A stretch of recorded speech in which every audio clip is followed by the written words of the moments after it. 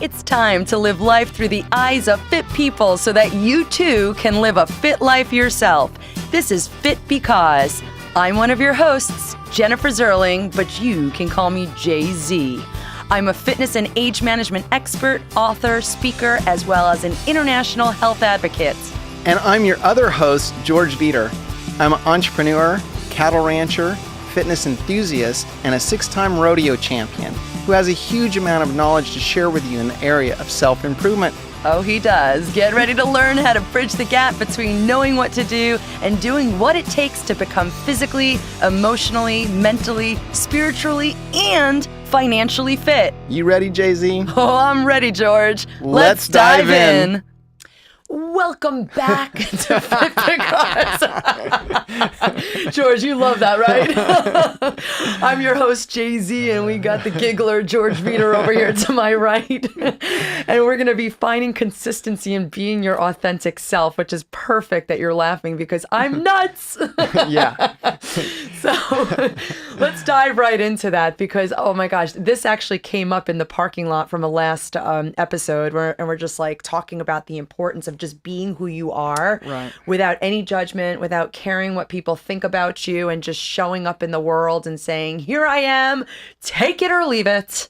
Yeah. So let's talk about how to do that, the importance of being authentic to yourself, and what implications that can bring you as far as your success goes in life. Awesome. Well, I think it's a great topic. And, you know, as I contemplated this, I think about the people that I love being around are those people, you know, that are for good or for bad, they're themselves. You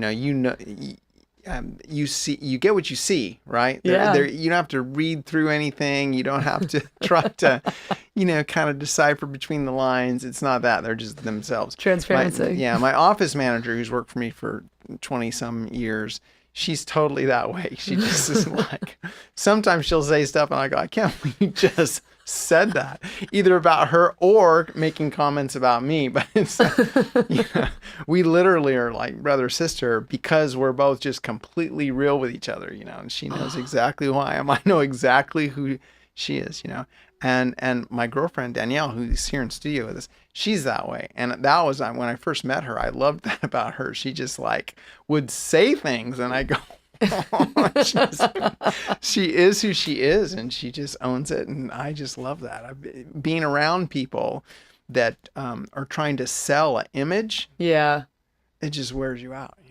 It does, because it's just like, what does this person want from me? And, can I trust this person? So, it keeps us young when we're around people that lift us up, because they're almost like a Disney character, like when you watch a Disney show, you're like, man, I love that princess or whatever you're drawn to. And they're consistently that person. It's almost like a safety mechanism. Yeah. Because you know what you're going to get every single time you come into their world. Right. And you don't feel uncomfortable in somebody's presence that's very authentic in the way that they move through life, because people that are trying to sell a perfect image or a flawless image are not going to be relatable to the rest of us. In truth. Yeah. I mean, my life's messy.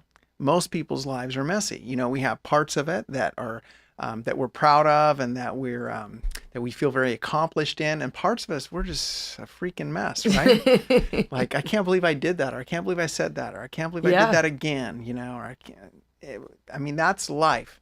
And so if we are able to exhibit that part of ourselves, the real part of ourselves, the part of ourselves that we wouldn't sell ourselves with, right? But are us, then I think people are more comfortable around us. We're relatable, and people are at ease, and people can then be themselves if you're being yourself, right? Right. If you're owning some stuff, and you wear it as like a badge of honor, because that's just you, take you or leave you. Yeah. Then that person can feel they can be that way as well in their interactions with you. So I think it's a win-win situation.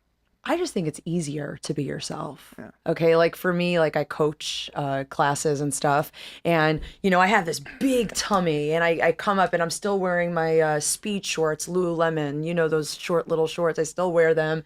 And these women are looking at me. They're like, my girlfriend told me you're pregnant, and for those of you watching the vodcast, this is like 2 weeks away from popping, it's the real deal, but like in the back, they're like, I didn't even see that you're pregnant. But I love making light of that, and some people are just like, why are you demonstrating those exercises? Are you allowed to do that? So my authentic self is, as we're stretching the class, I'm just like, do me a favor. I'm prenatal certified. I'm a kinesiologist. I have a lot of knowledge. I work with doctors. Don't offer unsolicited advice. I'm pretty smart, And people are like, oh, well, okay. But they know it's okay. It's almost like it's a little uncomfortable because my authentic self is, trust me, I know what I'm doing. My doctor tells me every single week, your baby's perfect. But meanwhile, there's like other people who are fearful. So the authentic me is, don't be fearful. Let me take that responsibility on because I'm Jay-Z and I know what I'm doing. So tell us a little bit about like an experience you had where you're just like, I don't want to be fake about this, but I want people to be comfortable that I know what I'm doing for myself. Yeah. Well, when I think about my life and things that people have said about me or to me that I don't know, have kind of filled me up or resonated with me. I have a great friend that lives in New Mexico. His name is Ed Pinkert, and he's just he's a bigger than life type of guy. He's a Hawaiian cowboy. Oh, wow. Usually don't mix those two together, right? So he was raised mostly on the mainland, but his family's all from Hawaii and on his dad's side, and he was and so he's Hawaiian. He looks like Tarzan, a Hawaiian Tarzan. What does he say on the horse, by the way? He's just not afraid of anything. He is not afraid of anything. We could tell Ed Pinkert stories the rest of our time in this podcast, but we won't do that. He's one of my dear friends. But he and I just talk on the phone periodically now and stay in touch since we're so far away at distance. But he was telling me, we work with some of the same people, so we do interact, and if someone that I know knows Ed, I run into, I'll always tell him how Ed's doing and vice versa. Anyway, somebody asked Ed, well, how's George Veater doing? Have you talked to George Veater lately? And, or what's George Veater up to? And Ed said, well, George is doing whatever the hell he wants to do, like he always has, so I thought, well, I'm glad he perceives me that way. So I haven't tried to live my life to look like anybody else. Yeah. It's kind of a unique blend, right? I think it's a great blend. Because I've got blend. the cattle ranch and the rodeo deal and then my professional life. And I just kind of have a bunch of stuff mixed in. I enjoy training, but I don't really, I'm not full into any of those cultures. I blend all those cultures to be what I am happy being, right? And I'm not really trying to look like anybody else. So I would say that in any particular, to answer your question directly, when I want to make sure people know who I am, so that I can lead them, because that's my job, is to lead them, I will tell them, in business, I'll tell people I'm good at what I do. I know what I'm doing. I've been doing this for 30 years. And you will get to the point, if you choose to do business with me, where you will stop worrying about what you give me responsibility for, that I got it. And you can just enjoy the other important areas of your life without worrying about this, because I got you here. I know what I'm doing. But you got to be authentic to yourself to even have that confidence. Yeah. On the other side of the fence, I mess up all the time like everybody else does, right? And I don't try to hide that from people, I want to hear those stories, George. I know. I got lots of those stories. I consistently, I feel like I do that more, and I've mentioned this on these podcasts before, because I feel like a weak point in my life is in interpersonal relationships and communication skills. I mean, when I'm at work, I'm on point. I assume the virtue. I'm who I need to be to keep progressing and build my business and achieve my goals. And so I know how to play that deal, right?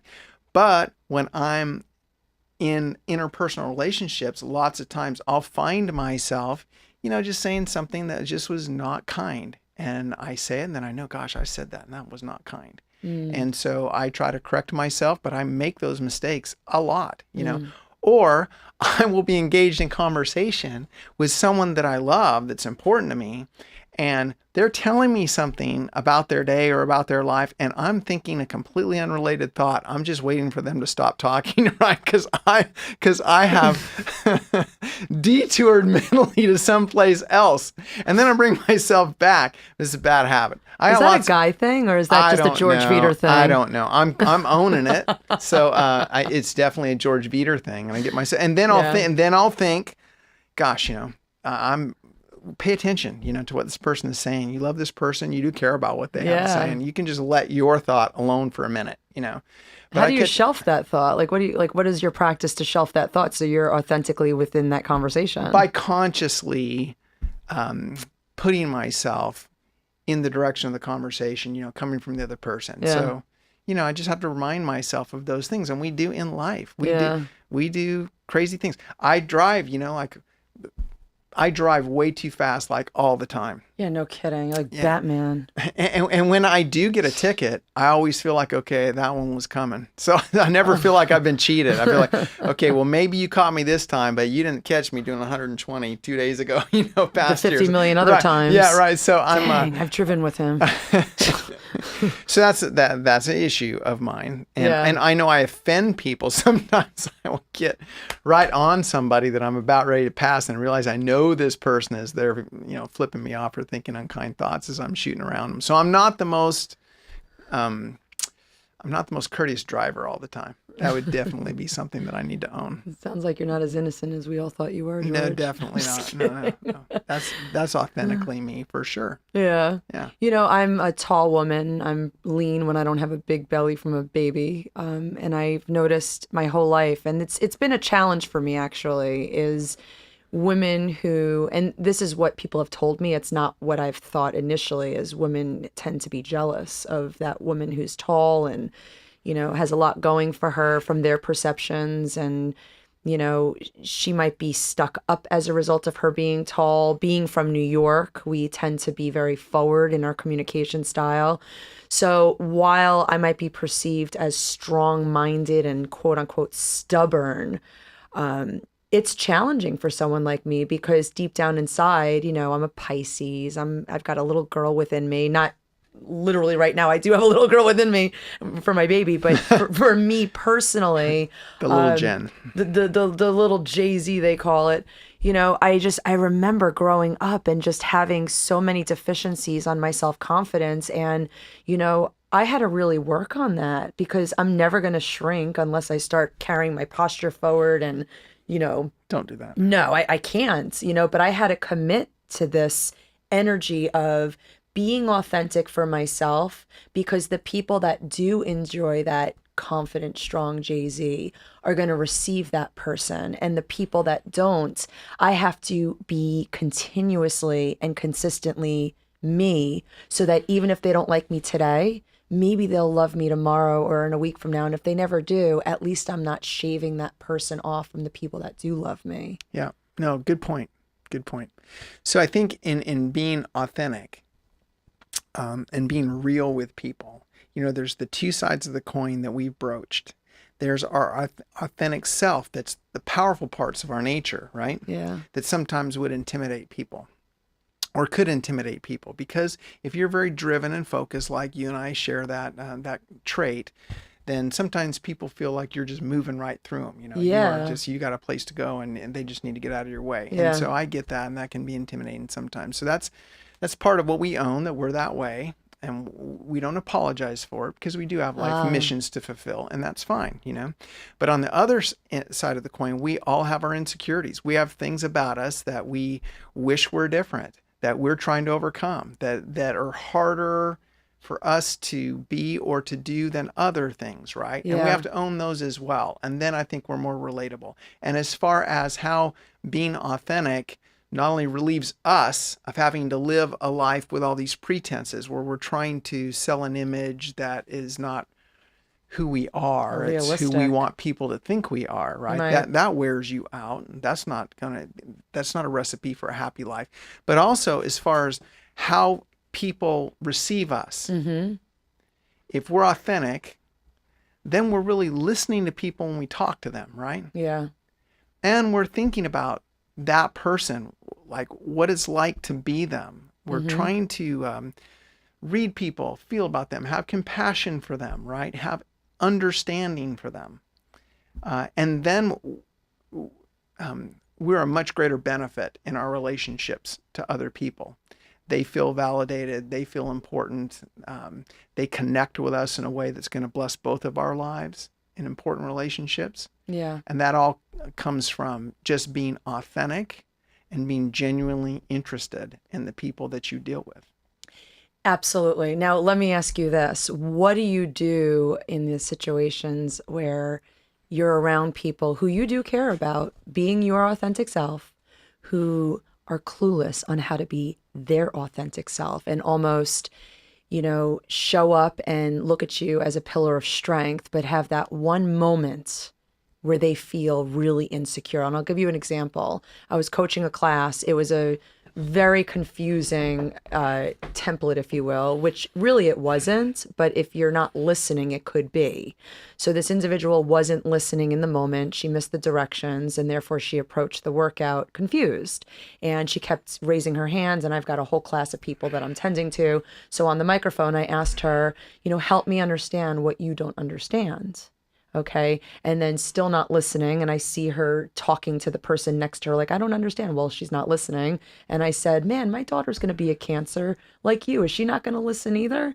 Now, this is someone that I usually have a great conversation with, but because she wasn't connected in that moment, she felt called out. She felt inadequate. She felt shamed, which obviously is never my mission with people. I love people to the moon and back.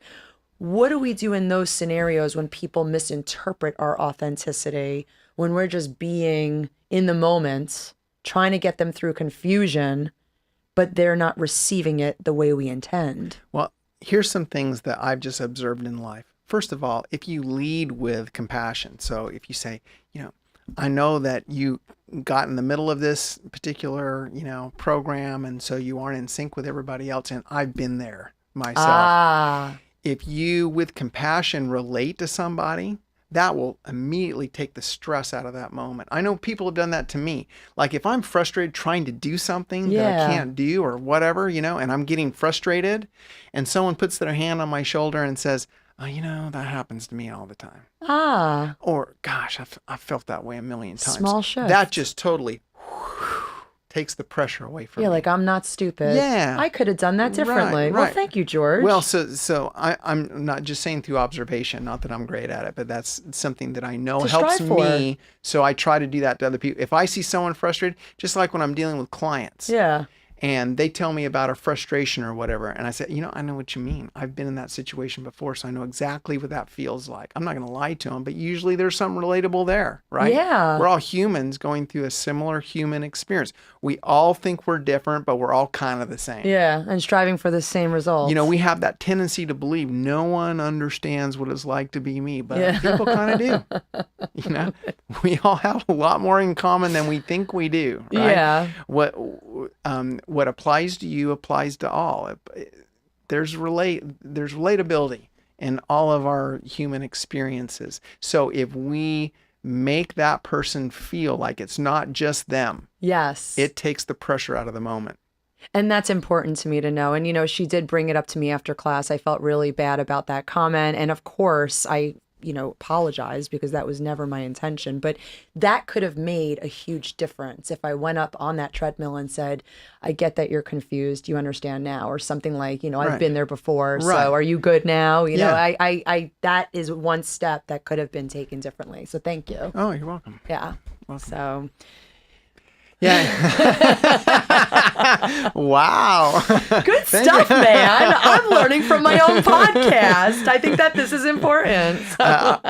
Also, one of the issues is when you're around people that are trying to sell a certain image. They're trying to be a certain way. Right? Like, have you ever seen, I've seen the bumper stickers which say, I hope your day is as good as your Facebook page shows it is. Like there's so many people, especially with social media, where let me show you my perfect life. Right. And they're comparing themselves with others and they feel like they have to have this this image to sell to the world all the time. We need to ask ourselves, how do we feel around those people? Do they make us uncomfortable? Do we get intimidated by them? We need to think about that and maybe consider that that's what it is, that everybody has their own stuff. Is there anybody that intimidates you? Because I think that's a really good point. Like I was shy growing up, believe it or not. Like people are like, you? No way. But I realize now as an adult that I was particularly shy around people who almost wore a rhetorical mask in their life. Like I didn't really know how to read them. So I'd be in their, in their space and I wouldn't be able to relate to the conversation because there was something else going on while I'm trying to be present with them. It was almost like a barrier of some sort. So how do we deal with those types of situations? Well, I think it's, again, is to remember the perspective that what we see on the surface is not the whole, right? And that we all have issues that we're dealing with, and we all have struggles, and we all have things that we're good at and things that we're bad at, right? All of us. But yeah, I get intimidated. I mean, if I talk in business, because I'm blessed to be able to work with high net worth individuals, right, that are accomplished. And so I will be with somebody that makes, a lot of money, or has been very successful on some end in business or in their profession and stuff. And I will feel myself feeling a little bit geared up being around them. And then I'll remind myself, oh, he probably is thinking the same thing about you, Yeah, because he's trusting you with his money. Yeah, and you forget someone that makes a ton of money. Let's say they're making whatever, millions of dollars a year. At some point they weren't, right? And they still don't see themselves like that. I found that out with the wealthy. Wealthy people, you put their net worth on paper and they're worth all these millions of dollars, but they don't see themselves like that usually. Yeah. What do they see themselves like? They see themselves as being less than. Honestly, they have inadequacies.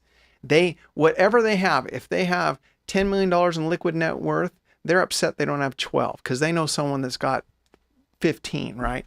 Or whatever. Everybody carries around this. Gosh, I'm not as good as so-and-so, right? Relative to what is the question? Right, but we all have a comparison that we're using. Yeah. As a part of being human and gauging and measuring our lives, which is not healthy. So we have to learn these tools. We have to put the stuff in perspective. We have to be authentic. We have to be able to recognize people that are authentic. Yeah. And we have to connect with those people.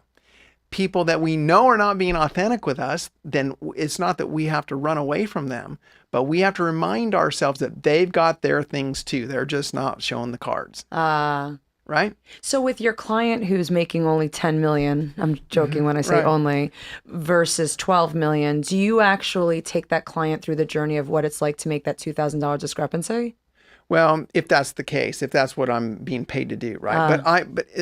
As I've mentioned before in other podcasts, I slow it down and I will tell people, I will appreciate them. I'll say, I want you to take a moment to just pat yourself on the back because you've accomplished a lot in your life. I don't know if you're cognizant of that. And usually people are like, oh, shucks, I don't think I've done that great, and they have a more humble attitude than you think they would have. Right. And they want the affirmation and the validation as much as you do. Yeah. So if we're all just being real and if we're all just being authentic, we ought to celebrate our lives, regardless of where we are. Every on whatever day. scale we're looking at, right? Yeah. We all got our good stuff and we all got our stuff that we would like to change, right? Yeah. But let's just enjoy being humans and let's laugh at the things that we struggle with.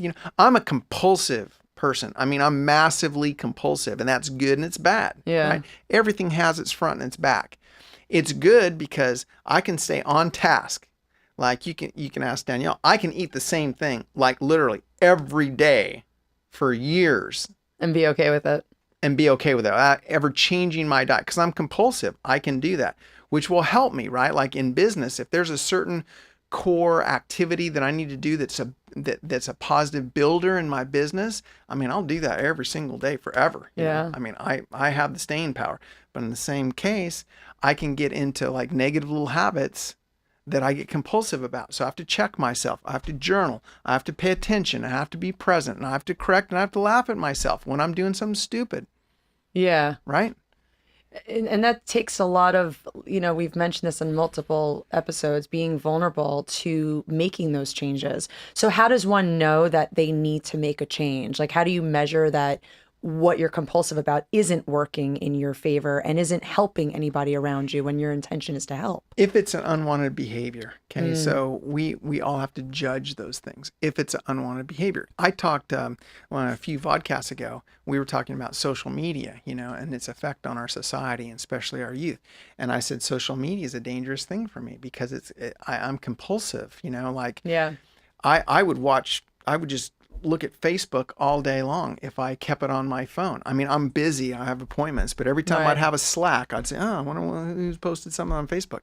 And that's just not healthy. That's not getting me where I want to go. That's not improving me as a human, right? It's wasting time. It is. Right. It is. So, I uninstall Facebook and then I will reinstall it once a week and just check my messages to see if, Messenger, there's people trying to get a hold of me or what have you. Yeah. So I have to temper that. And, Instagram, I like Instagram because I have, of course, my kids on there and they post stuff every day. There's something, for my kids on Instagram. And I have a bunch of positive thinking stuff on Instagram, little thoughts, which I love that part of it. Yeah. But also I can sit there and say, oh my gosh, why am I looking at Instagram? I got other things to do. Of course. I have to.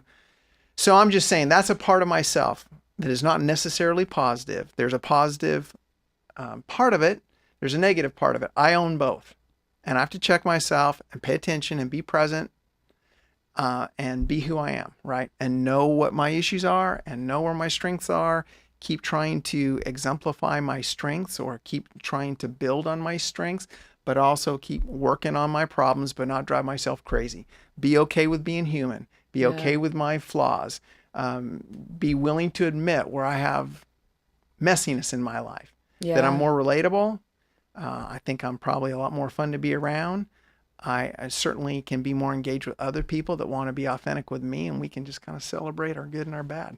Enjoy life. So just being even open to the feedback, to the people that we love, if they provide us with feedback about where we could improve ourselves, not to take defense, but just to say, hey, I'll keep that in mind because it's important to me that I stay very true to myself, but also stay true to you since I do care about you. Yeah. And my last thought, I know we got to get going, but my last thought is that if we are authentic, then we tend to not be judgmental. Amen to that. If we are trying to be perfect all the time, then that we automatically are going to be judging other people. Right. But look at him, but look at her. Look at what they're doing. Yeah. Did you hear what they did? We're in a position of judgment if we are trying to protect a particular image and contrast that to other people. Yeah. Right. But if we're authentic, we don't judge anybody. No. I mean, we know they got stuff going on that we can't understand. We just love them. We just hope it works out, right? And it's not our responsibility to say what's right for others. It's not. We don't know. We're not in a position to. Yeah. And even if we were in a position to, it wouldn't be where we should focus our time, right? No. We got our own stuff to fix. That's right. And let's just not go crazy about it. Enjoy it and be real and love our relationships and the great people around us all the time. Be present and be authentic. And enjoy this life as we progress through it towards goals. And give more love and light. Yeah. I feel like I just want to form a circle and march around with you, George. That's awesome. No. Danielle, would you join in on that circle? Mike, right? This is beautiful. Well, these are all great for me, Jen. I'm grateful for these conversations, and hopefully they help some of our viewers and listeners, and great for this community, that we've been blessed to be able to be a part of through these podcasts. And it's expanding my world, and it's making me more aware, and I think it's making me a better person. Oh, well, you're helping so many people, George, because you're a terrific man. So thank you for making this an opportunity that we can share. And in between vodcasts, good luck with your baby. 2 weeks. I appreciate it. 2 weeks, guys. Oh, my gosh.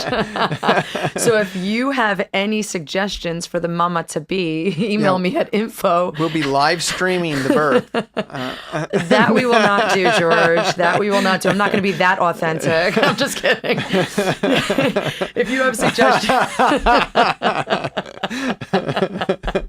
I'll be authentic just with the nurses and the doctors and the father. That's it. Got it. But if you guys have suggestions for subsequent episodes, we would love to hear your thoughts. Email us at info@fitbecause.com and stay tuned for a wonderful episode ahead of us, episode number 20. Happiness is a State of Mind with Dr. Kristen Fuller. She's going to be joining us. I think you're going to really enjoy this episode, and we're super excited to bring a lot more episodes ahead. So awesome. Stay tuned, and thank you again, George. You bet. Thanks. Right. See everybody next time. Yeah.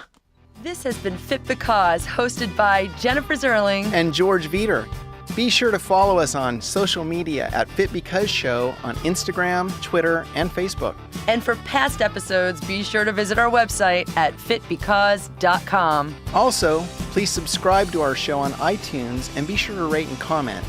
You may always request topics for our subsequent episodes. And if you love this episode, please share it with someone you love so that we can continue spreading our mission to help people be fit. Until next time, take care of yourself and know that your future is Fit Because.